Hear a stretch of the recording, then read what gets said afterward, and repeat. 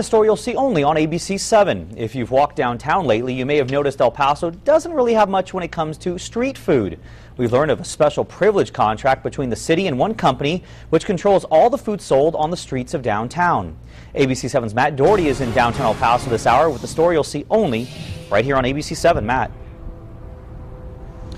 Rick, in other cities across the country, food trucks are a big draw, but not here. Tonight, we find out why.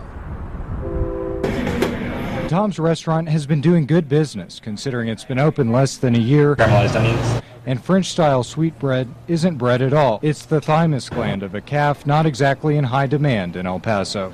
The farm-to-table eatery Ian Atkins created off of Mesa in Boston isn't big, but before there was a restaurant, there was something even smaller, a food truck, dishing out gourmet fare for diners to eat with plastic knives and forks.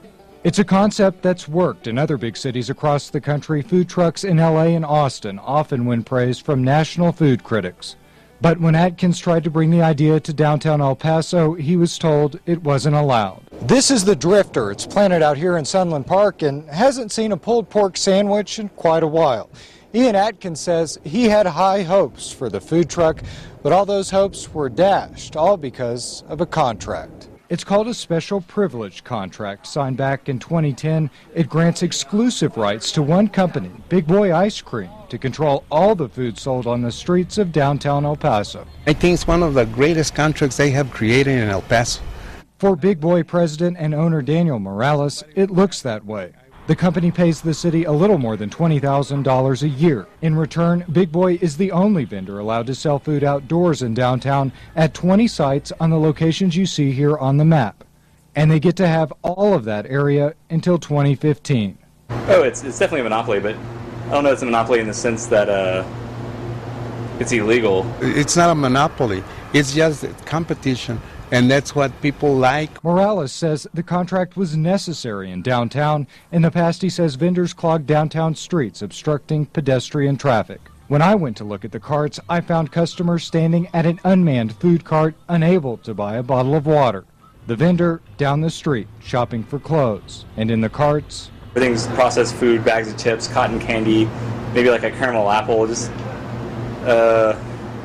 really things that nothing could be considered healthy or fresh. Not much selection and no hot food, but Morales says he's working to change that. He's rolled out a new prototype he hopes to have selling hot dogs in the near future. A lot of the customers in the downtown area are from Mexico. People that come from Mexico are not going to buy high price food. That's a decision downtown visitors won't be faced with until Big Boy's exclusive contract expires. For now, the choices are limited to questions like Fritos or Doritos. And now we've been trying to get a comment, an official comment from the city all day yesterday and today, but for some reason nobody really wants to talk to us on the record. But of course, we'll keep trying.